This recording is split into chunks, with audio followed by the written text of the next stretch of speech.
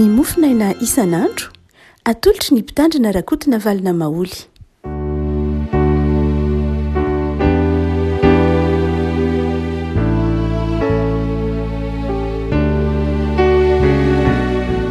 Ampifaliana no miarabanantsika tratra ity alarobia fa 20 ny volana septambra ity. Ny mofinaina voalahatra ho antsika dia ny filazan-tsaramasinà araka ny Matio. Matio 1:20, Matio 1:20, andininy 20 ka hatramin'ny andininy 2:20 amin'ny anaran'i Jesosy. Ary noho niverina maraina hankany an-tanàna Jesosy dia noana. Ary nahita hazo aviavy anankiray teo amoron-dalana izy dia nankeo aminy. Kanto tsy nahita na inona na inona teo aminy afa-tsy ravina ihany. Teo izy taminy: aza misy vo avy aminao intsony mandrakizay. Dia maina vetivety foana ilay hazo aviavy, ary noho nihitany mpianatra izany dia gaga izy ka nanao hoe: nanahoana reny dia nahamaina vetivety io aviavy io? Mifindray ianao ka mianjera an-dranomasina dia ho tonga izany. Ary na inona no angatahanareo amin'ny fivavahana atao amin'ny finoana dia ho azonareo. Ilay Masino manomasinana amin'ny fahamarinana, ny teninao no ho fahamarinana. Amen. Jesosy ny lohateny amin'ny soramandry ary ambony. Ny soramandry moa araka ny resantsika dia tsy niaraka tamin'ny soratra masina fa nofenoina taty aoriana mba hanazavana ny soratra masina. Tenina pitsika taty aoriana izany fa tsy nisy tany am-piandohana akory izy. Dia hoy ny soramandry izay natao lohateny hoe nanozonan'i Jesosy ny aviavy izay tsy namoa. Tsy dia mahazatra loatra ny mandre na hoe Jesosy tsy manozona marina fa miteny ny tantara eto hoe dia nozonina lay aviavy.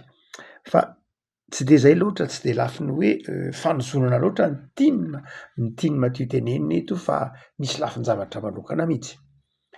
Raha mijery ny tantarantsika ny contexte na ny zavatra mitranga aloha sy aoriana ny tantara ity dia hazava amintsika ny dikan'ilay aviavy tsy mamoa. Jesosy niala avy any Galilea tonga any Jerosalema. Rehefa tonga any Jerosalema izy dia mivantana ao amin'ny tempoly. Tonga ao amin'ny tempoly izy dia nanadio ny tempoly. Rehefa nanadio ny tempoly izy, vita ny fanadiovana ny tempoly dia nahita aviavy tsy namoa izy. Iza zany? Inona ny dikan'ilay aviavy? Raha toa ka jerena amin'ny tantaran'ny Matio azy zany dia izao: ity aviavy ity dia sarin'ilay tempoly. Izany hoe maneho ilay tempoly ity aviavy ity. Aviavy tsy mamoa, tempoly tsy mamoa. Fa inona moa ny vonandrasan'ny Tompo tamin'ny tempoly no dia ohariny Matio amin'ny aviavy tsy mamoa izy? Raha toa ka mamaky tsara ny soratra masintsika dia ny tempoly tao Jerosalema dia manana andraikitra maro na manana fonction maro. Ny tempoly ny voalohany dia izay voandrasan'ny soratra masina no izay andrasan'i Jesosy taminy ka tsy hita teo aminy. Voalohany dia ny fonction na ny zavatra nandrasan'ny Tompo amin'ny tempoly tao Jerosalema dia voalohany indrindra dia ny ataontsika hoe ny fonction spirituelle, izany hoe manana andraikitra ara-panahy, manana zavatra atao ara-panahy ny tempoly. Inona moa izany hoe fonction spirituelle ny tempoly izany, izany andraikitra ara-panahy ny tempoly izany?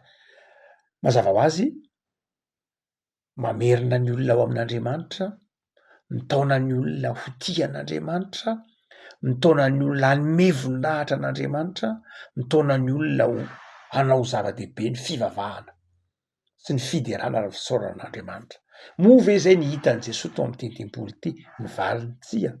Satria lasa amin'ny andron'i Jesosy zany lasa ny fivavahana dia lasa toy ny fomba ivelany fotsiny, toy ny rituel, ny betsaka endrika ivelany, atao ihany ny sorona, atao ihany ny fanatitra, vonjifeny ihany ny tempoly, saingy lavitra an'Andriamanitra ny fon'ny olona. Noho izany dia makina ilay tempoly ara-panahy.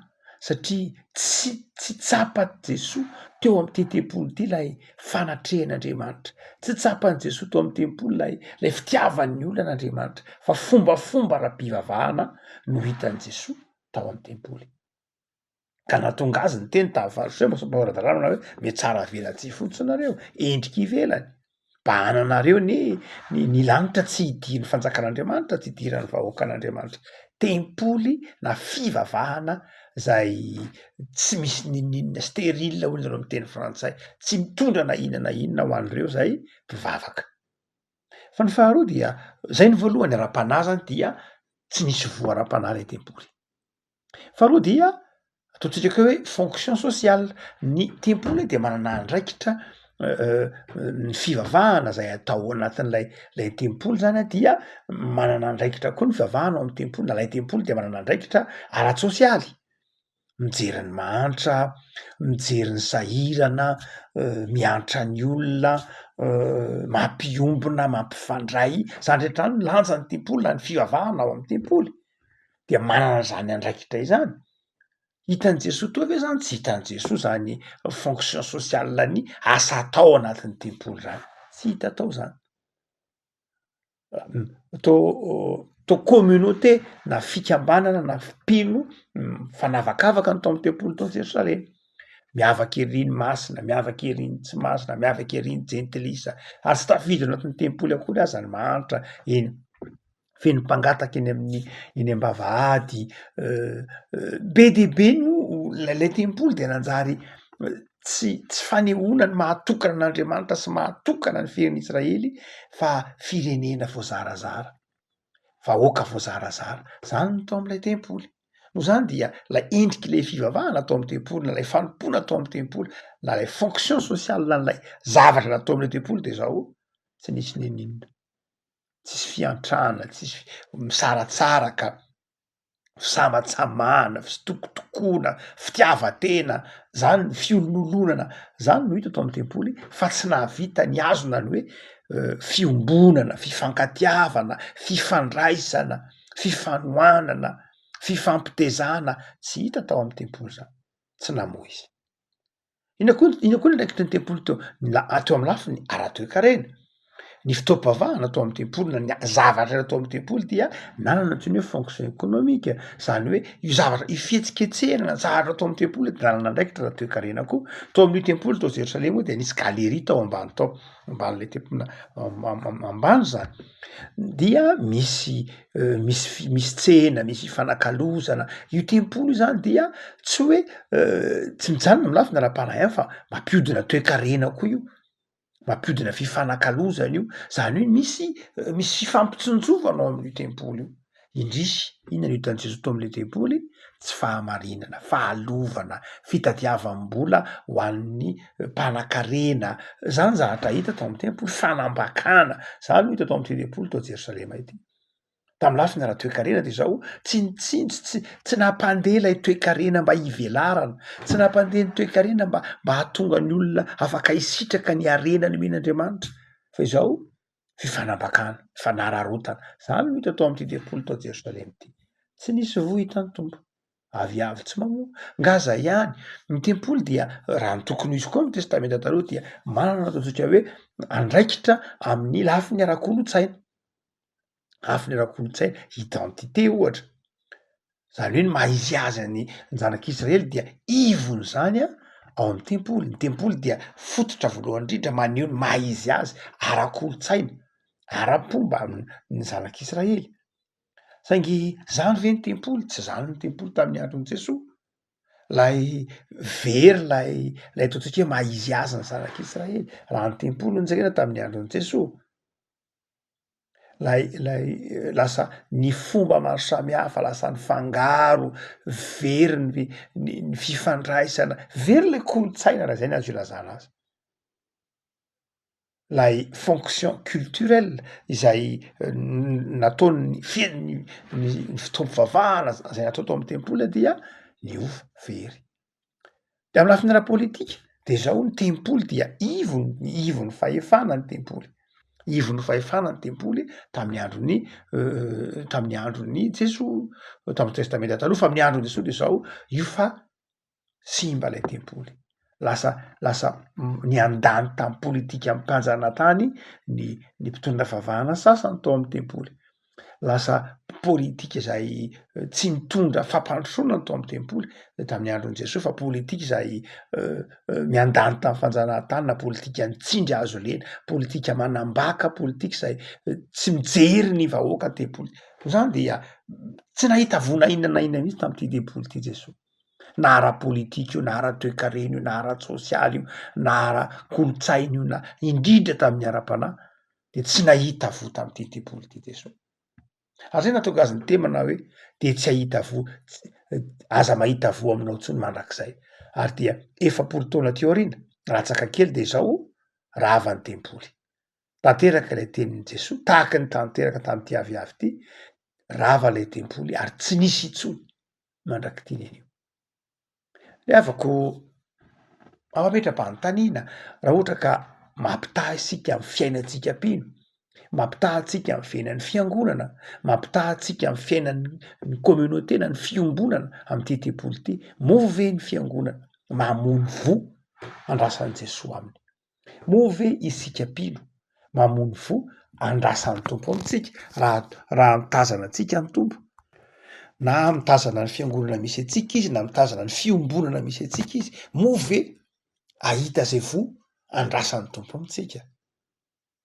Moa ve ho hita ao anatin'ny fiangonana misy atsika io, anatin'ny fitandremana kely misy atsika io, ao anatin'le fikambanana kely misy atsika, ifampitezantsika, ao anatin'le sampana, ao anatin'le tokantrano, moa ve hita ao ny zavatra ara-panahy?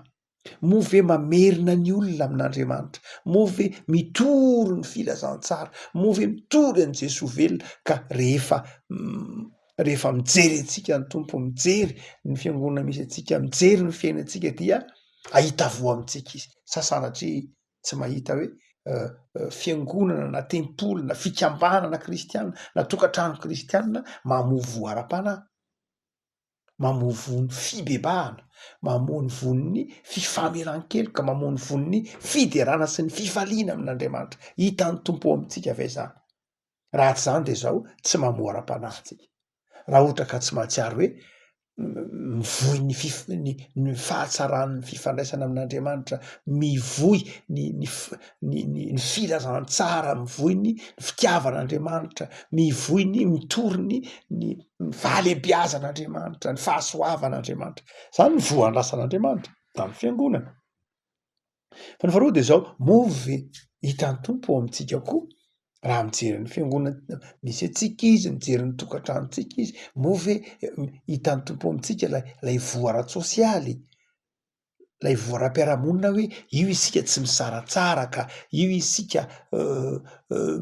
isika mahay mifanohana, tsy misamatsamaka, tsy misy atokotokony, mifandray, mifampahery, mifamelona, mifanondrotra, moa ve hita ao anatin'ny fiangonana misy atsika zany? Sa tsy zay no hita? Raha tsy zay de zao mila mibebaka, mila amboarina, mila ahitsy mba ho tsy tahak'ilay aviavy, na sanatria tahak'ilay tempoly hoe Jesosy miandry fifankatiavana, Jesosy miandry fifamelana, Jesosy miandry fifanasana tongotra, Jesosy miandry fifandraisana matotra tsara eo amin'ny mpino, eo amin'ny samy mpino eo anivon'ny fiangonana. Fa rehefa tsy hitan'io zany de aviavy tsy mamoa. Mampatahotra le afaka malala tahaka ny tenenana tamin'ny fiangonana tany Laodikio manao hoe tsy mafana tsy mangatsiaka. Manana anahana velona nefa maty hany. Raha ohatra ka fiangonana mitory ny filazantsara kanefa tsy miaina lay fifankatiavana, tsy miaina lay fifandraisana, tsy miaina lay fifamelana, tsy miaina lay fiombonana. Tato ato be deabe ny atsika ny be deabe ny olona mamadika famadihana be deabe. Tato ato noho ny Covid zay tamin'ny taona 2020, roapolo sy roa arivo, 2024 hitatsika. Be deabe ny olona tsy tafiditra am-pasan'asa tamin'ireny fotoana ireny. Dia mikarakara ny vovoka ny malagasy. Tsika rehetra ty kristiana de resy lahatra fa misy sampy ao anatin'ny famadihana, tsy misy tsy mahalala an'izany hoe ny famadihana dia manana fonction spirituelle raha amy lafiny nentin-drazana satria misy fivavahana atao amy razana ao na inona lazaina.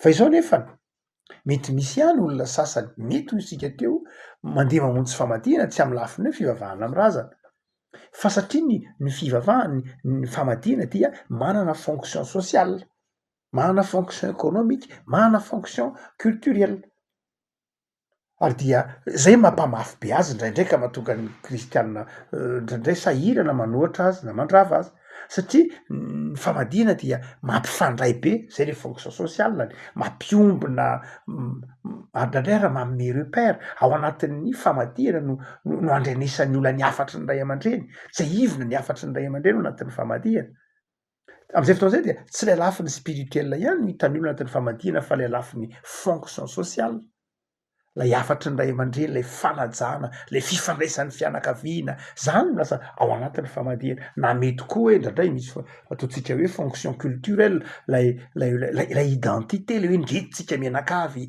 indreto ny fiavitsika etsy ny tanindrazantsika zany rehetra ny hitan'ny olona anatin'ny famadihana matetika tsy sanatria manamarina ny famadihana tsika mazava ho azy tsika teresy lahatra fa tsy tokony atao ntsony zany fa izao no tokony ho izy move ny fiangonana afaka manao move ny mpino mahita an'izany anatin'ny fiangonana ary adidin'ny fiangonana raha ohatra adidin'ny fiangonana ny mamboly an'izany zavatra zany anatin'ny fiangonana izay toetra tokony ho hita izany fonction sociale na fonction culturelle ny famadihana zany de tokony ho hita ao anatin'ny fiangonana move ny fiangonana repère ny tantaram-piainan'ny olona move ny fiangonana ny fifa ataontsika eo am-piangonana ao move mampifankatia ny olona tsika move mampifandray ny olona tsika move hitatsika move ny fiangonana mitaizany amin'ny fiainam-pianakaviana move ny fiangonana mitaizany amin'ny fifankatiavan'ny ray aman-dreny sy ny zanaka move ny fiangonana mitaizany amin'ny fahatsiarovana ny tantara satria ny malagasy mitodika amin'ny tantara ny malagasy de maka ny repère na ny maridalana any amin'ny lasa zay mahatonga azy manao famadihana ka raha manohatra raha ohatra ka mandrava ny famadihana tsika satria tsy ara-pilazantsara io mazava ho azy tena tsy ara-pilazantsara mihitsy fa tokony miezaka koa tsika fiangonana mba ahatonga ny mpino tsy andeha atsiaro dia ireny fetin'ny taranak'ireny reny fetin'ny zanak'ampelezany reny ange dia endrik'izay ataontsika hoe fonction sociale ny fitompivavahany na anao anatiny ka tokony ho ateven'ny fiangonana ny fiainam-pianakaviana mba tsy andeha izy ivilivily atsiaroka ho latsaka ao anatin'ny ataontsika hoe fanompontsampy ny famadihana efa koa malala hotsika manao hoe zava-dehibe ara ny andraikitry ny fiangonana Jesoa miandro voa avy amin'ny fikambanana amin'ny kristianina amin'ny mpino amin'ny fiangonana amin'ny fitandremana misy atsika tsy ho tere fiangonana io fa mety ho fikambanana kristianina misy ianao de mety eza amo asio voa ara-tsosialy eo asio voara toe-karena koa ka misy fifampitsinbinana fifanampiana ataontsika hoe ndray ny kristianina matsy de venitsika fa hoe ny fivavahana de lafiny ara-panahy ihany tsia ny fivavahana atao amin'ny tempoly ny fivavahana kristianina de zao tsy hoe ara-panahy ihany fa ny manontolon'ny olona mihitsy ny voakasiky ny filazantsara manontolon'ny olona voakasiky ny filazantsara de ratan'izany ny toe-kareny ny volany dia zay ny tokony ho tsaron'ny kristianina hoe fiangonana io de mieritreritra ny lafiny ara-toe-karena tokony eritreritra koa zany politika tsy maninona mihitsy ny hoe mieritreritra ny politika tsy amy lafin'ny politika politisianina fa mieritreritra ny hoe fiangonana io dia manana didy hitaizany mponina hitaizany vahoaka hitaizany mpino io ny fikambanana kristianina misy atsika io na sampana tokony ho mitaizatsika ho tia tanindrazana ho tia nama ho mora lama ho ifanaja ahafantatra ny hoe ahoana moa zany mba ahafahantsika miara-miaina eto am'ty tany ty tahaka ny fanontaniana hoe comment vivre ensemble ahoana no ahafahantsika miaina am'ty tany ty mba tsy hifaninana tsy hifanimba tsy hifandratra tsy hiady sy ny tahaka zany dia manana adidy ny fiangonana raha ohatra ka ataontsika hoe manaraka ny sary aseho an'ny tempoly tany Jerosalema isika dia tokony zay koa no adidin'ny fiangonana mitaiza manabe ary tsy vitan'izany ihany fa move raha mijery ny fiangonana ny tompo afa-po ve izy amin'ny vo zay eo amintsika fiangonana afa-po ve izy sa aviavy tsy mamoa na mamoa fa tsy tena mamoa tsara iavako malala tsy ohatra n'Andriamanitra itsika fa matoa mbola toy izao de mahita vo amin'ny fiangonana ny tompo matoa mbola toy izao ny tempoly matoa toy izao ny fiangonana misy atsika matoa toy izao ny tokantrano misy atsika matoa toy izao ny sampana misy atsika de mbola mahita vo amintsika izy fa izao alao ery ary avako malala alors hoe ry ary mbola ivelaran'izany vo zany mila fiezahana ary dia asehon'ny tompo amin'ny teny manao hoe mila finoana sy fivavahana. Ny finoana sy ny fivavahana no zezika ny kolo ilay avy de mamoa foana izy. Zany hoe ny fiangonana miaina ny finoana sy ny fivavahana de manjary fiangonana mamoa. Fikabahana kristianina miaina ny finoana sy ny fivavahana de manjary mamoa izy, mamoa vo ara-toekarena, mamoa vo ara-tsosialy, mamoa vo ara-kolotsaina, indrindra mamoa vo ara-panahy. Ny tompo rehefa malala ampahay antsika hiainantsika ny finoana sy ny fivavahana mba ahitan'ny tompo vo ny fiainantsika, ny tokantranontsika, ny asantsika ka hifaliany amintsika ary mba hamoaza antsika bebe kokoa aza. Tompo ampisaranao zay noho ny fitiavanao sy ny famindramponao fa mahagaga eo masonay ny teninao. Ianao no mijery sy mandanja ny fiainana tsirairay avy. Ianao no mahafantatra ny vo andrasanao aminay, ny vo ny fitiavana, fahalemem-panahy, fifankatiavana, ny fanetretena, ny fahafoizana. Zany dia vo andrasanao amin'ny fiainana tsirairay avy. Tompo ataovy mamoa be zahay mba hifalianao ary dia aoka ny fanahinao masina hitoetra betsaka ty anatinay ahavokaranay vo tsara ka ahafaly anao ny isan'andronay ary voninahitra ao ny isan'andronay. Isaora ty anatinay ny fahalaina anaram-panahy fa ataovy tia vavaka sy tia mamaky ny teninao zahay. Ataovy aty anatinay ny fahalinana ara-tsaina ka tianay ny mamantatra mandrakariva ny sitraponao sy ny mandariny zany. Ataovy aty anatinay ny fofeny fitiavana ka ananay fahalemem-panahy mpiarabelona aminay mba ho vo ara-tsosialy tia namana, tia mpiarabelona, mandefitra no ho hitanao eo amin'ny fiainanay. Ary meo ataovy aty anatinay koa ny fo tia fahamarinana mba hatonganay ho vavolombelon'ny fahasoavanao am'izay rehetra hitondranay ny fiainanay. De mivavaka izay Jesoa, tahino isan'andronay, ataovy mahavokatra be amin'ny teninao sy amin'ny fifaliana. Manjakà amin'ny asan'ny tananay sy ny tokantranonay ianao fanahy ary avaozy isan'andro ny fanoratenanay. De ianao fanahy masina no anomeanay fahazavan-tsaina sy fahendrena handehananay amin'ny fifaliana sy ny fahatahorananao Andriamanitra. De mametraka ny fiainana eo am-pelantananao zay tompo dia vavaka manokana ho an'ireo zay mpanaraka zao mofonay zao. Ataovy mahita vo eo amin'ny tokantrano tsirairay ianao Jesoa. Ataovy mahita vo evon'ny fitiavana, ny fifamelana, ny fifandeferana amin'ny isam-batan'olona ianao Jesoa. Dia mitoera aminay tompo tsara aminaranao Jesoa. Amen.